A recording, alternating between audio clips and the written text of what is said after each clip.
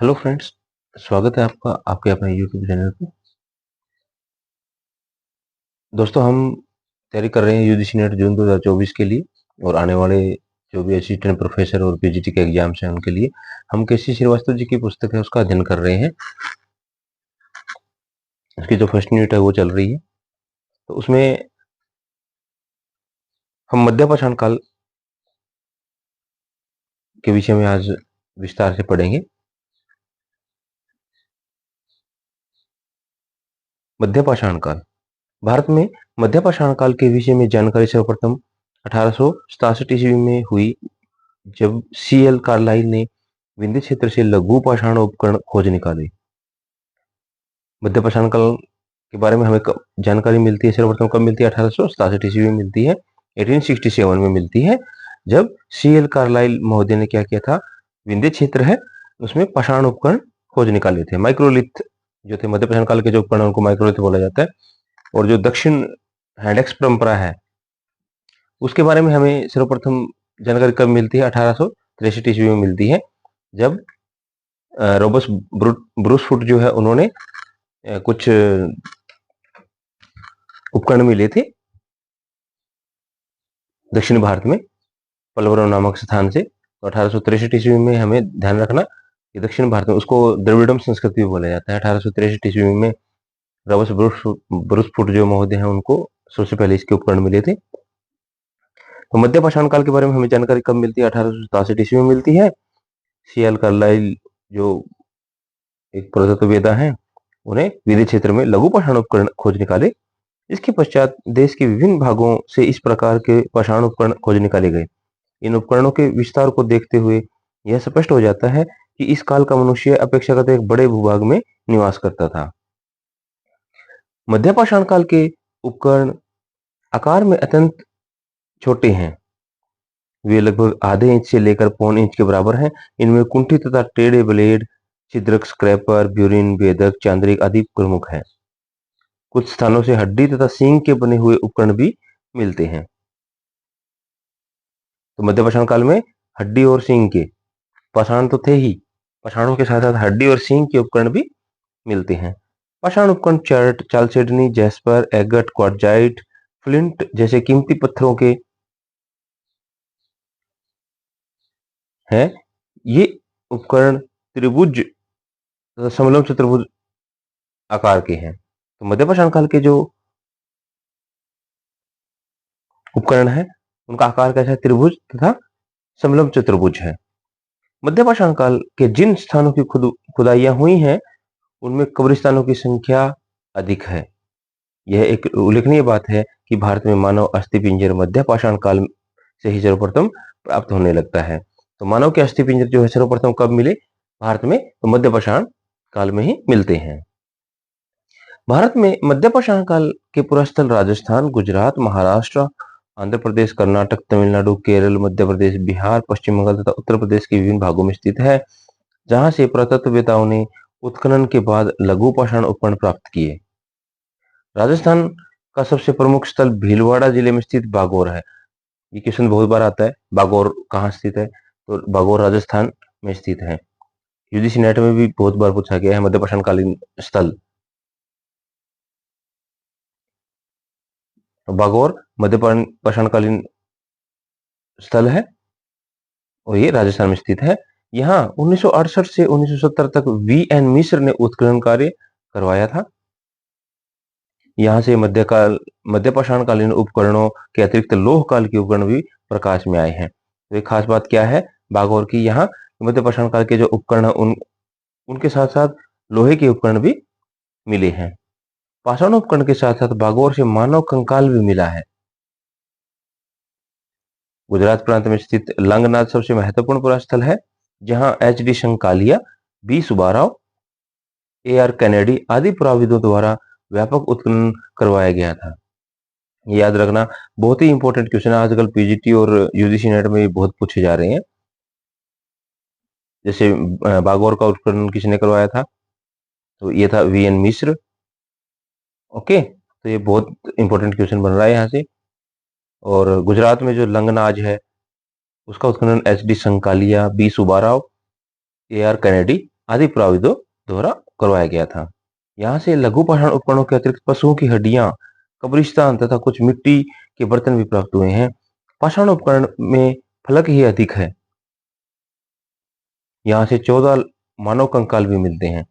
तो 14 मानव कंकाल जो है वो मध्य पाषाण काल के एक पुरास्थल है, वो कहाँ से मिले हैं? 14 मानव कंकाल मिले हैं लंगनाज से, और लंगनाज कहाँ है? गुजरात में है। आंध्र प्रदेश में नागार्जुन कोंड, गिदलूर तथा रेनीगुंटा प्रमुख स्थल है।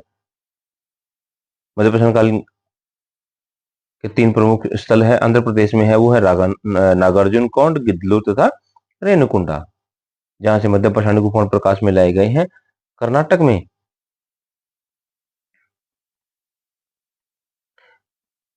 में बेलारी जिले में स्थित संगनकल्लू नामक स्थान पर सुब्बाराव तथा संकालिया द्वारा क्रमशः 1946 और 1969 1969 में खुदाइयां करवाई गई, जिसके फलस्वरूप अनेक उपकरण प्राप्त हुए हैं।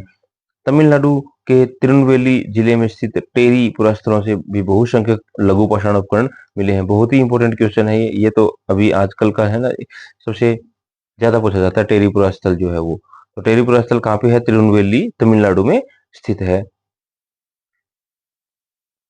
भारत के मध्य प्रदेश, बिहार, पश्चिम बंगाल तथा उत्तर प्रदेश के क्षेत्र मध्य पाषाणिक अवशेषों की दृष्टि से अत्यंत महत्वपूर्ण है।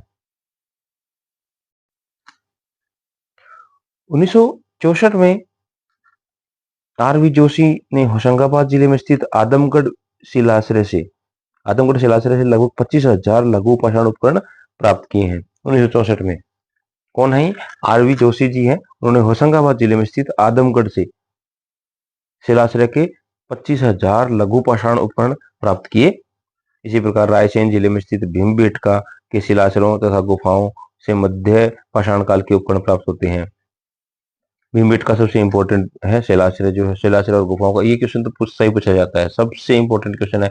TGT, PGT, UGC net, assistant professor, सब में ये क्वेश्चन बहुत इंपॉर्टेंट है। भीमबेटका, जहाँ के शिलाश्रय और गुफाओं के मध्य पाषाण काल के जो उपकरण प्राप्त होते हैं वो भीमबेटका है, और भीमबेटका मध्य प्रदेश में स्थित है। यहाँ से मानव अंत्येष्टि के भी प्रमाण मिलते हैं। इन गुफाओं की खोज 1958 ईस्वी में वी.एस. वाकणकर ने की थी। तो भीमबेटका के जो शिलाश्रय और गुफाएं हैं उनकी खोज, गुफाओं की खोज 1958 ईस्वी में वी.एस. वाकणकर ने की थी। बिहार प्रांत के रांची, पलामू, भागलपुर, राजगीर आदि जिलों से अनेक लघु पाषाण उपकरण मिलते हैं। पश्चिम बंगाल के बर्दवान जिले में स्थित बीरभानपुर एक महत्वपूर्ण मध्य पाषाणिक पुरास्थल है। बीरभानपुर कहाँ है? पश्चिम बंगाल में, इंपॉर्टेंट है बीरभानपुर वेस्ट बंगाल में एक महत्वपूर्ण मध्य पाषाणिक पुरास्थल है। ये याद रखना है कि कौन सा स्थल किस काल से संबंधित है। तो बीरभानपुर मध्य पाषाणिक स्थल है, पश्चिम बंगाल में है, जहाँ 1954 से 1957 ईस्वी तक भारतीय पुरातत्व सर्वेक्षण विभाग की ओर से बीबी लाल ने उत्खनन कार्य करवाया था। यहाँ से लगभग 282 लघु उपकरण मिलते हैं, जिनमें ब्लेड, बेधक, ब्यूरीन, चांद्रिक, स्क्रैपर, छिद्रक आदि हैं। डॉक्टर बीबी लाल ने इनका समय ईस्वी पूर्व 4000 निर्धारित किया है। तो इनका जो समय है, बीरभानपुर से जो भी हमें मध्य पाषाणिक पुरास्थल मिले हैं और वहां से 282 लघु उपकरण मिले हैं, जिनमें ब्लेड, बेधक, ब्यूरीन, चांद्रिक, स्क्रैपर, छिद्रक आदि हैं, और जिनका समय वो कितना बताया गया? लगभग 4000 ईस्वी पूर्व निर्धारित किया गया है डॉक्टर बीबी लाल के अनुसार। उत्तर प्रदेश का विंध्य तथा ऊपरी मध्य गंगा घाटी वाला क्षेत्र मध्य पाषाण कालीन उपकरणों के लिए अत्यंत समृद्ध है। विंध्य क्षेत्र के अंतर्गत वाराणसी जिले की चकिया तहसील, मिर्जापुर जिला, इलाहाबाद की मेजा, करछना तथा 12 तहसीलों के साथ साथ बुंदेलखंड क्षेत्र को शामिल किया जाता है।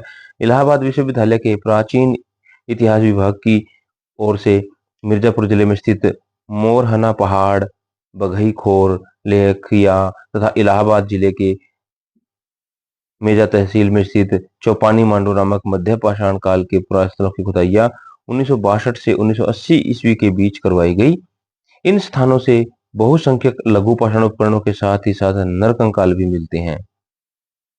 जो भी ये मध्य उत्तर प्रदेश में बुंदेलखंड जिले के पास और मिर्जापुर जिले में स्थित मोरहना पहाड़, लेकिया, इलाहाबाद जिले का मेजा तहसील में चौपानी मांडो आदि से जो भी अवशेष मिले हैं उनमें लघु पाषाण उपकरण तो है ही, साथ में उनके साथ नर कंकाल भी मिलते हैं। ठीक है, और चौपानी मांडो जो है उसका जो उत्खनन करवाया था वो किसने करवाया था?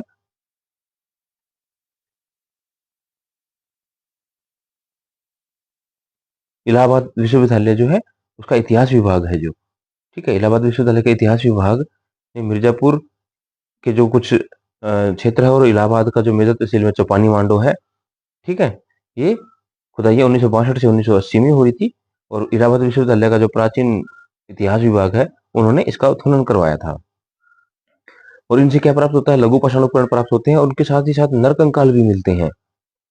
लेखिया से ही 17 नर कंकाल प्राप्त होते हैं। लेखिया एक क्षेत्र है, लेखिया, वहां से 17 नर कंकाल प्राप्त होते हैं। अधिकांश के सिर पश्चिम दिशा में है। मिर्जापुर जिले से प्राप्त लघु पाषाण उपकरणों में एक विकास क्रम देखने को मिलता है। उपकरण क्रमशः लघुतर होते गए हैं। इलाहाबाद का चौपानी मांडो पुरास्थल 15,000 वर्ग मीटर क्षेत्र में फैला हुआ एक विस्तृत क्षेत्र है। इस पूरे क्षेत्र से बहुसंख्यक पाषाण उपकरण, पेबुल आदि मिलते हैं। उपकरणों का निर्माण चार्ट, चालछेदनी आदि पत्थरों से किया गया है। उपकरणों के अतिरिक्त यहाँ की खुदाई से झोपड़ियों के प्रमाण भी मिलते हैं। तो चौपानी मांडो जो है वहां से 15 पुरास्थल मिलते हैं और ये 15,000 वर्ग मीटर फैला हुआ है। उसके साथ ही क्या है, यहाँ उपकरण तो मिलते हैं, उसके साथ झोपड़ियों के प्रमाण भी मिलते हैं। तो झोपड़ी के प्रमाण कहाँ से मिलते हैं? चौपानी मांडो से मिलते हैं। कुछ हाथ के बने हुए मिट्टी के बर्तन भी प्राप्त हुए हैं। सबसे इंपॉर्टेंट है झोपड़ी। झोपड़ी के प्रमाण चौपानी मांडो से मिलते हैं। ठीक है, चौपानी मांडो के मध्य पाषाणिक उपकरणों का काल 17,000 से 7,000 ईस्वी पूर्व के मध्य निर्धारित किया गया है। चौपानी मांडो के अतिरिक्त इलाहाबाद जिले के अन्य प्रसिद्ध पुरास्थल जमुनीपुर, फूलपुर तहसील में पड़ता है, कुढ़ा, बिछिया, भीखपुर तथा मरूडी आदि है, जहां से मध्य पाषाण युग के उपकरण प्रकाश में आए हैं। प्रतापगढ़ जिले में स्थित सराय नाहर राय, मदहा तथा दमदमा नामक मध्य पाषाणिक पुरास्थलों का उत्खनन भी इलाहाबाद विश्वविद्यालय के प्राचीन इतिहास विभाग के भूतपूर्व अध्यक्ष जी.आर. शर्मा तथा उनके सहयोगियों आर.के. वर्मा एवं वी.डी. मिश्र के द्वारा करवाया गया। सराय नाहर राय के लघु पाषाण उपकरण कुंठित ब्लेड, स्क्रैपर, चांद्रिक, भेदक, समबाहु एवं विषमबाहु त्रिभुज आदि हैं, जिनके निर्माण में चर्ट, चालछेदनी, एग्गट, जैस्पर आदि पत्थरों का प्रयोग किया गया है। कुछ अस्थि तथा सिंह निर्मित उपकरण भी मिलते हैं। उपकरणों के अतिरिक्त यहाँ की खुदाई में 14 समाधान और 8 गर्त चूल्हे भी प्राप्त हुए हैं। सराय नाराय में अस्थि और सिंह निर्मित उपकरण मिलते हैं। ठीक है, अस्थि और सिंह निर्मित उपकरण कहाँ से मिलते हैं? सराय नाराय से मिलते हैं। और 14 समाधान तथा 8 गर्त चूल्हे प्राप्त हुए हैं, पीठहर्थ जिनको बोलते हैं। ठीक है, 14 समाधान और 8 गर्त चूल्हे कहाँ से मिले हैं? सराय नाहर राय से मिले हैं। समाधानों के साथ लघु उपकरण भी रखे गए हैं। इधर रखना, जो समाधान थे 14 समाधान यहाँ से मिले और 8 गर्त चूल्हे मिले हैं। और समाधान जो थे उनमें क्या मिले हैं? कुछ अलग अलग प्रकार के सामान भी मिले हैं। समाधानों से तत्कालीन मृतक संस्कार विधि पर प्रकाश पड़ता है। समाधिस्थ शवों का सिर पश्चिम तथा पैर पूर्व की ओर है। उनके साथ लघु उपकरण भी रखे गए हैं। चूल्हों से पशुओं की अधजली हड्डियां मिलती हैं। तो पशुओं की अधजली हड्डियां कहाँ से मिलती है? चूल्हे कहाँ पे मिले? घर चूल्हे मिले, 8 घर चूल्हे मिले हैं और 14 क्या मिले? समाधान मिले हैं सराय नाहर राय से। तो चूल्हों से पशुओं की अधजली हड्डियां हैं वो मिलती हैं सराय नाहर राय से।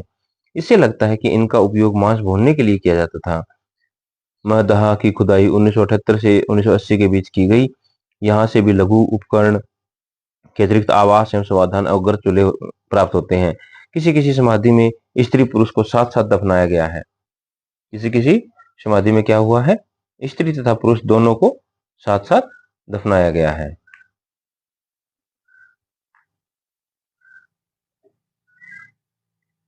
महादहा जो है वो, उससे भी क्या है? आवास और समाधान तथा घर चूल्हे मिलते हैं। किसी इस समाधि में स्त्री और पुरुष को साथ साथ दफनाया गया है। तो स्त्री और पुरुष को ऐसी समाधियां कहाँ मिली है जहाँ पे स्त्री और पुरुष को साथ साथ दफनाया गया है? वो है महदहा।